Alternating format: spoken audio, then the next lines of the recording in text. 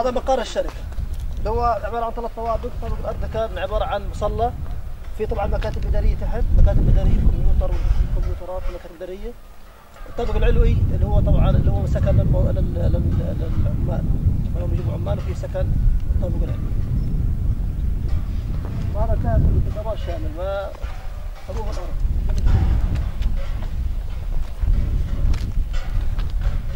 يوسف هذه المخزن للبضائع.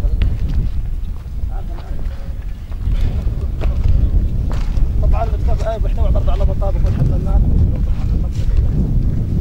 ميه. طبعا يوجد في كثير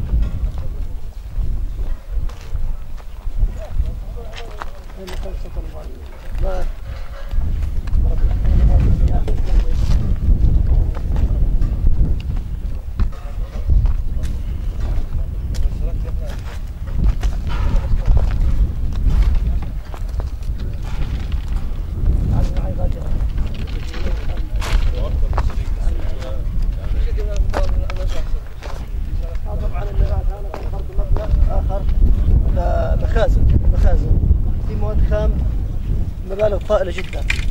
المواد الخام تبعت المصنع الانترلوك، مصنع البلوك. المواد الخام اللي موجودة طبعا مخزن فيها هنا الأصباغ والمواد الخام مصنع الانترلوك. أيوة هذا طبعا تعال معاي.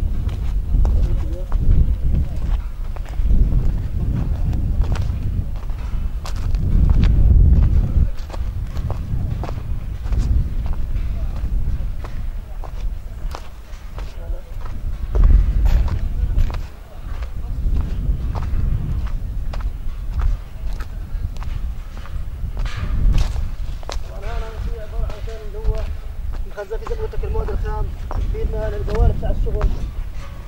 طبعا الجوال بتاع الشغل انترلوك. هذا برضه مبنى، هذا كل اللي طبعا بدات اسوي المواد الخام هذا الجوال البلاستيك هذه. طبعا هذا طبعا ثمنها غالي جدا مع المواد الخام الاصباغ هذا كله طبعا ضرب. هذا كان المخزن هذا مبالغ طائله جدا طبعا. هلا وقع فيها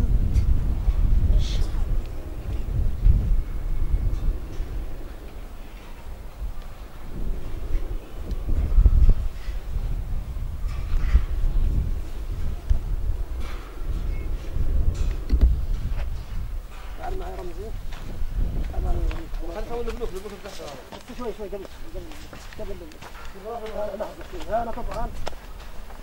تعال معي هنا طبعا. وهنا في المنتج اللي هو البلاط. البلاط طبعا كله بلاط.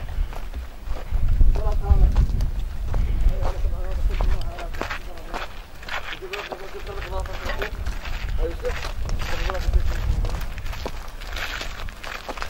كيف مسخ البلاط غلط. هذا بلاط يصورها.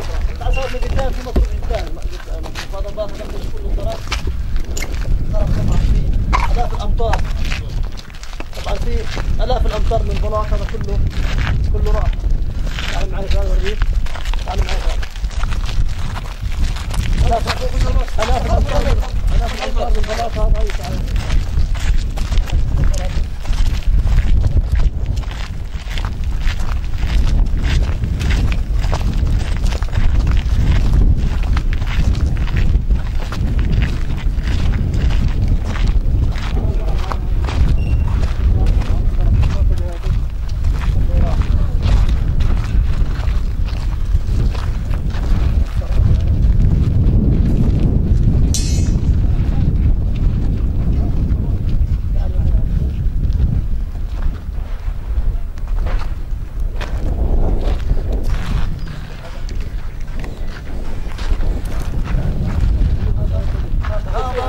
تعال مصنع البلاط، مصنع الانترلوك والبلاط.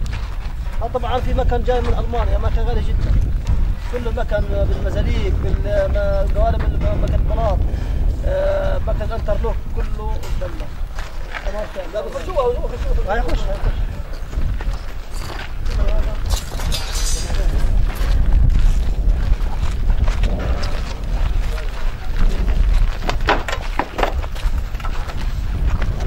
هذا المصنع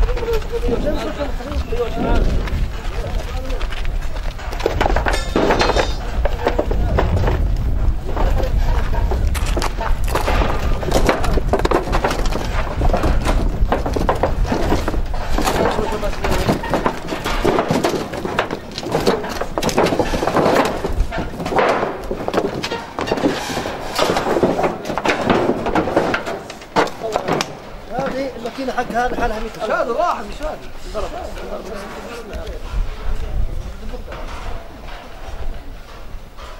هذا طبعا مزاليق.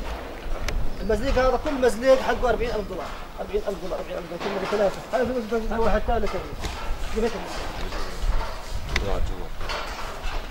هذا المزليق الثالث. ايوه برضه هذا انظر 3 مزاليق 120,000 دولار. هذا طبعا مكان ضرب.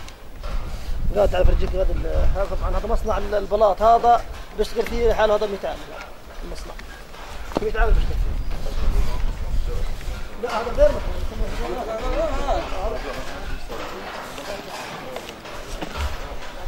طبعا زي ما انت شايف هذا كل شيء مدني. مكان مدني كله شغل. هذا طبعا هذا مكان كله مكان بلاط. هذا كله انضرب بالخشب بالبلاط كله انضرب. عمال تشغل عمال مدنيين غلابه بعيشوا من المصنع هذا. ولا اي مكان عسكري ولا في اي حاجه عسكريه. مكان مدني. طبعا هاي المكان هذا كله ضرب. كل المكان هذا انضرب زي ما انت شايف. مكان مدني للعمال يستفيدوا منه. هذا بعيش منه المصنع 100 عامل هان و100 عامل غاز 200 عامل.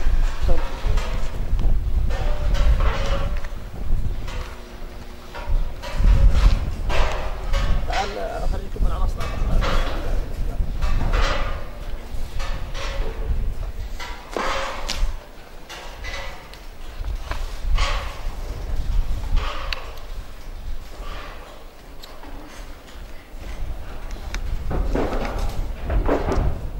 ضربت مرطومات غالي جدا غالي جدا صار غالي جدا كلها غالي.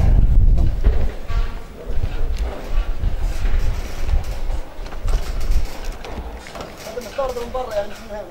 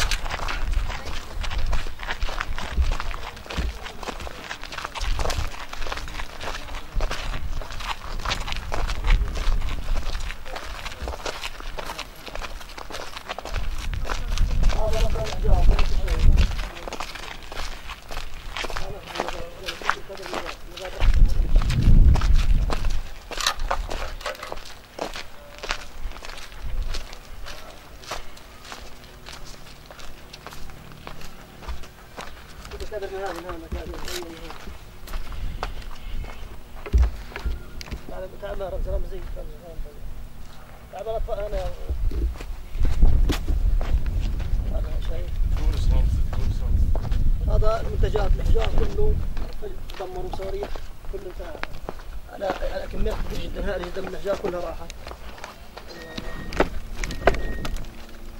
كميات كبيره كل المنتجات راحت.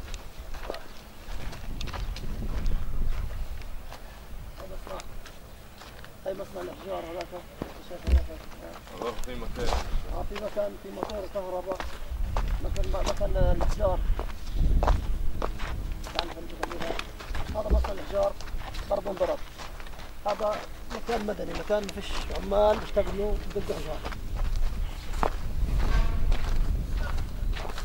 طبعا فيها موتور ميه موتور كهرباء كبير ميه في مكان كل تدمر. كل تدمر. يلا انا جاي بس وعن ما جرى في هذا المصنع. معي أحد شركاء هذا المصنع، يعطيك العافية. هو يعني بس الأخوي طبعا عيان. بسم الله الرحمن الرحيم والصلاة والسلام على أشرف المرسلين. يوسف زنون اسمه. يوسف زنون، احكي لي شو المصنع هذا كم بيعمل؟ هذا عبارة عن شركة، في شركة طبعا مبنى شركة، في مخازن، وفي مصنع بلاط ومصنع انترلوك ومصنع إحجار. بشتغل فيه 200 عامل، مكاتب عن إدارية وسكن للعمال. عبارة عن شركة 25 دنم. هذا كله تدمر دمار كامل نهائيا، ومكان طبعا مدني، ما فيش فيه أي شيء عسكري أو أي حاجة كله عمال غلابة 200 عامل بيشتغلوا فيه في اليوم. طب هل كان ضرب صواريخ من هذا المكان يعني؟ لا بعيد عن المكان هذا، جنبه مقبرة من هان، فيش مكان أي بعيد عن كل الدنيا يعني، مكان معزول عن العالم كله، ما فيش انت شايف ولا في سكان ولا في حاجة، ومكان مدني ومبين ومعروف يعني. طب شو بتوجه رسالة للعالم؟ لازم يعلم من ظل الشعب الفلسطيني، الشعب الفلسطيني قاعد هذا بتدمر، هذا بالتدمير للاقتصاد الفلسطيني، تدمير البنية التحتية. هنا 200 عامل بيشتغل، وين بده يروحوا؟ 200 عامل بيشتغلوا حيقعدوا في الدور، مش هيلاقوا اي عمل لهم، لانه لازم تنظروا بنظرة للعالم. يا هذا المكان لازم ينبنى من جديد، لازم يتعمر، لازم العالم يجي هنا ويعمر اللي دمرت اسرائيل. طب حجم الخسائر اللي عندكم قديش؟ لا تقدر بثمن يعني، لا يقل عن 100 مليون ونص دولار، لا يقل عن 1 مليون ونص دولار. طب شو كان في معدات في المصنع او اجهزه او ماكينات؟ انا شايف يعني حتى الاحجار الموجوده داخل المصنع مدمره، ما فيش اي شيء، براميل المي يعني. احكي لي المعاناه هذه. نعم. شو كان في المصنع بالضبط قبل عمليه القصف؟ نعم، في مبنى اداري عندنا، مبنى اداري من 3 طوابق. الطابق الاول الاسفل مصلى ومكاتب اداريه، وفي طابق فوق مكاتب اداريه، والطابق الثالث سكن للعمال. في عمال بيجينا من برا يعني، بيسكنوا طبعا فنيين بنجيبهم من مصر ساكنين عندنا. في عندنا مصنع انترلوك، عباره عن مكن مستورد من المانيا، مكن غالي جدا، كل ماكينه حقها لا يقل عن 100,000 دولار. في عندنا 3 مكاين، وفي ماكينه حقها 650,000 يورو اللي تصنع الانترلوك. هذه المصنع طبعا تبع الشوارع. في عندنا انه مكان البلاط الاحجار، كل ماكينه 4 مكان، كل ماكينه حقها 100,000 دولار. في 3 مزاليق، كل مزليق حقه 40,000 دولار.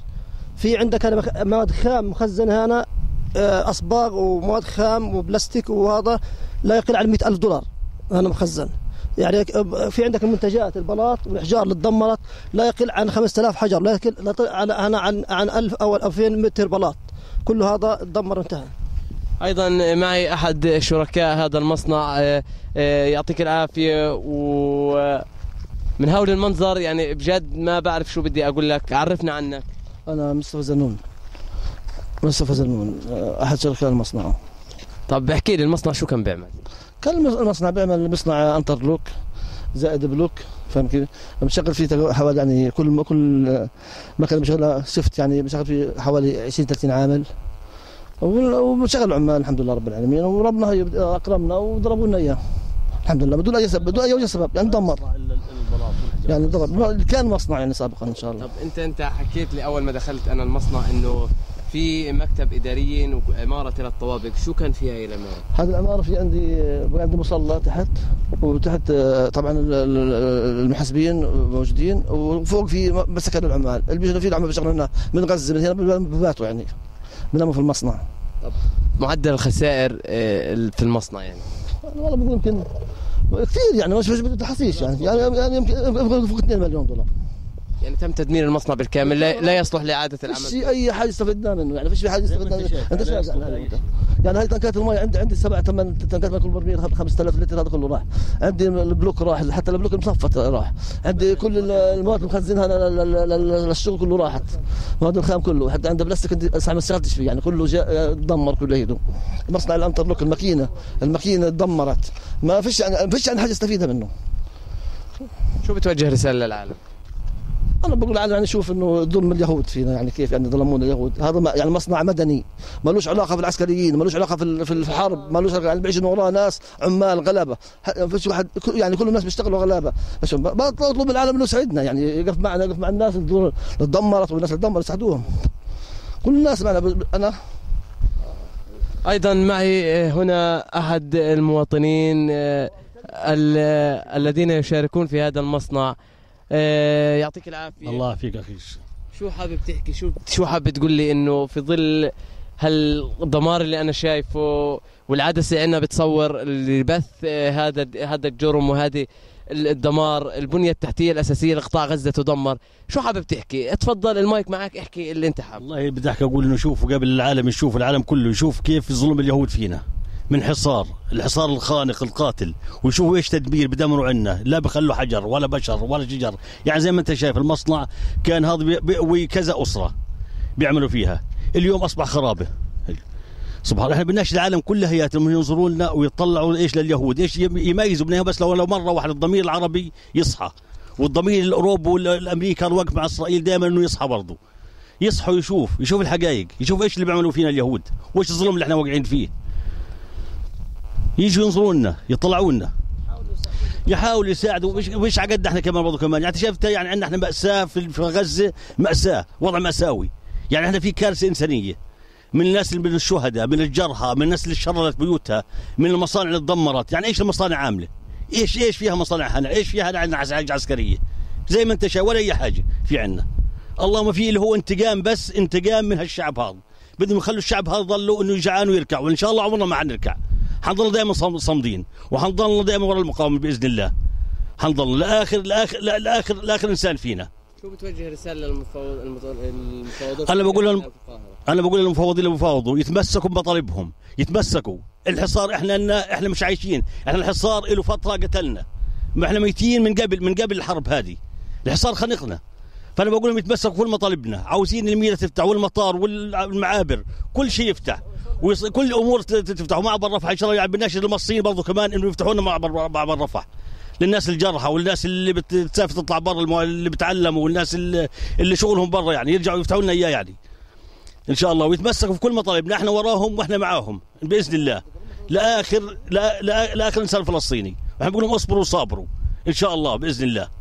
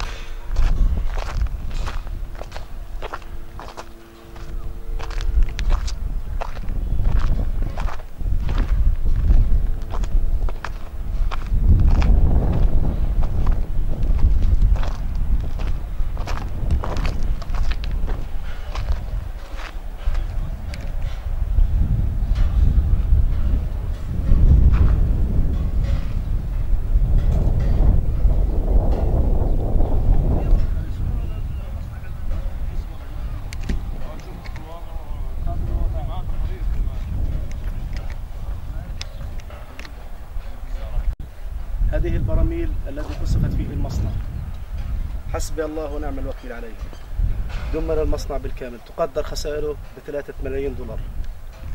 كان هذا المصنع يحوي تقريبا ما يقارب 45 عائلة من العمال القائمين عليه، حسبي الله ونعم الوكيل.